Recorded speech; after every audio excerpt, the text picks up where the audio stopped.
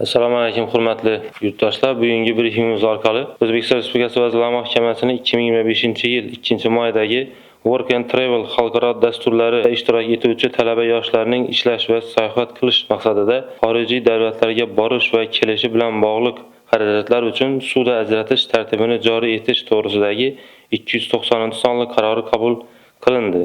Unga ko'ra, 2025-yil 15-maydan boshlab Work and Travel xalqaro dasturlari doirasida xorijiy davlatlarda, Yevropa Ittifoqi davlatlarida, Janubiy Koreya, Kanada, Yaponiya, Buyuk Britaniya, AQSh, Avstraliya, Yangi Zelandiyada ishlash va sayohat qilish uchun ushbu davlatlarga borish va kelish hamda boshqa xarajatlarni qoplash maqsadida talaba yoshlarga suvda ajratish tartibi joriy etildi.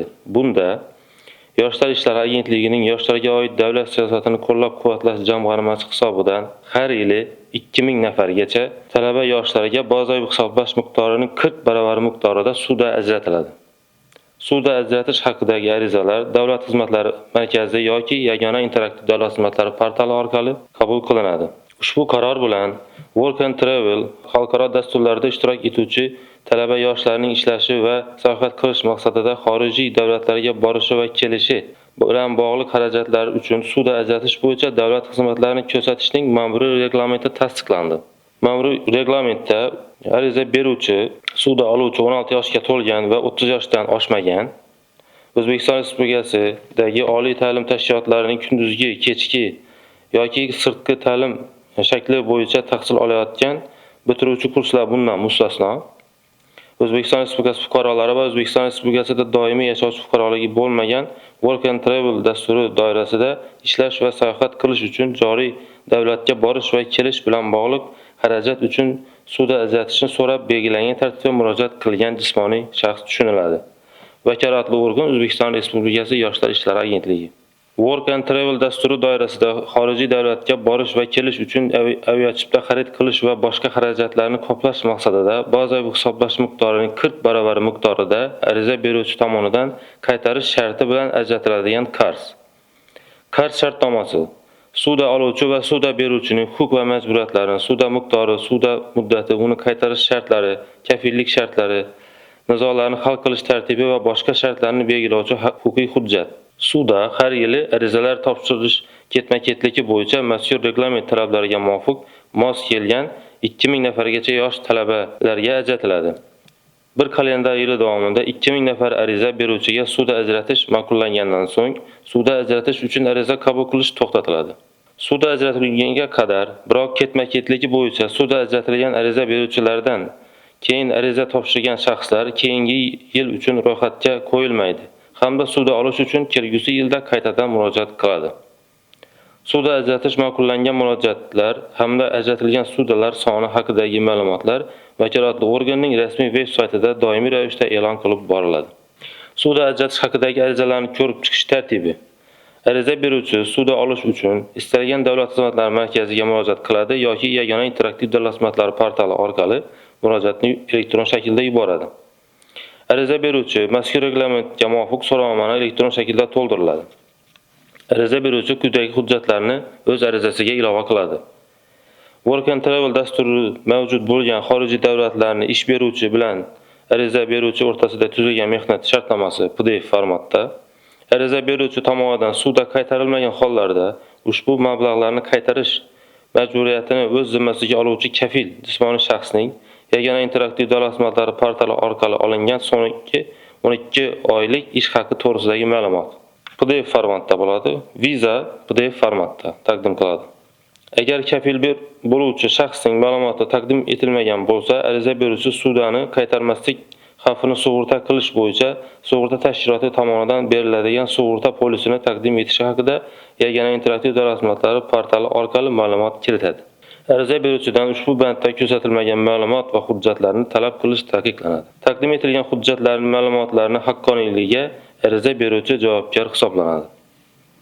Ariza beruvchi davlat xizmatidan foydalanishdan uni ko'rsatishning har qanday bosqichida bosh tortish huquqiga ega. Ariza beruvchi davlat xizmatidan foydalanishdan bosh tortganda uning murojaati ko'rmasdan qoldiriladi. Mazkur reglamentda nazarda tutilgan davlat xizmati bepul ko'rsatiladi. Ushbu reglamentga muvofiq suvda ajratish bo'yicha davlat xizmatini ko'rsatishda quyidagilar ishtirok etadi. Davlat xizmatlari markazi ariza beruvchi kelib murojaat etganda, uning nomidan murojaatni vakolatli organga yuboradi. Vakolatli organ taqdim etilgan hujjatlarning kelib tushish ketma-ketligi bo'yicha 3 ish kuni ichida ariza beruvchining ma'lumotlari va taqdim etgan hujjatlari ushbu reglament talablariga muvofiqligi o'rganadi va natijasi bo'yicha yagona interaktiv davlat xizmatlari portaliga ma'lumot kiritadi.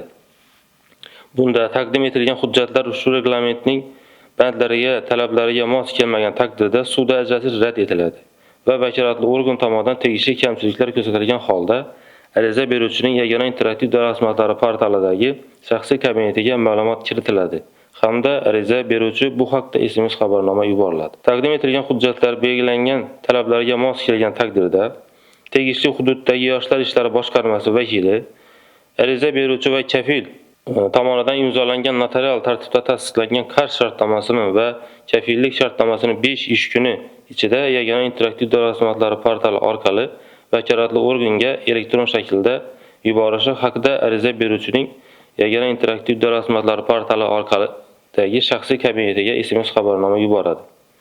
Tegishli hududdagi Yoshlar ishlari boshqarmasi vakili ariza beruvchi tomonidan taqdim etilgan, uning xorijga chiqish biometrik pasportining asl nusxasidagi viza ma'lumotlarini ariza beruvchi suvda ajratish haqida ariza yuborishda ilova qilgan viza ma'lumotlari bilan solishtirish orqali o'rganadi.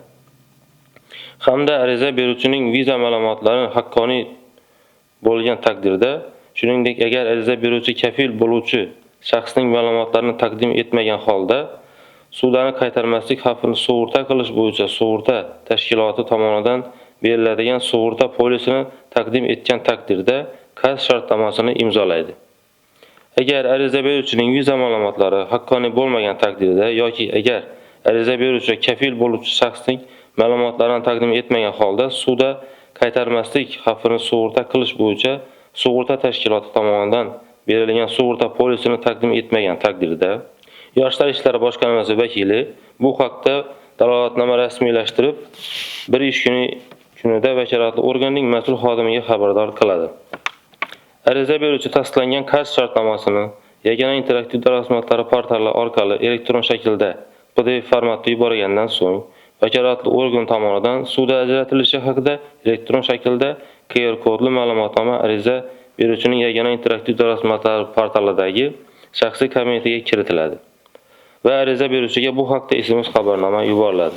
Ariza beruvchining viza ma'lumotlari haqqoniy bo'lmagan taqdirda, shuningdek ariza beruvchi tasdiqlangan qarz shartnomasini ushbu bandning kichik bandida belgilangan muddatda yubormasa, suvda ajratish rad etiladi hamda vakolatli organ tomonidan tegishli kamchiliklar ko'rsatilgan holda ariza beruvchining yagona interaktiv davlat xizmatlari portalidagi shaxsiy kabinetiga ma'lumot kiritiladi va bu haqda ariza beruvchiga SMS xabarnoma yuboriladi. E'tiboringiz uchun rahmat, salomat bo'ling.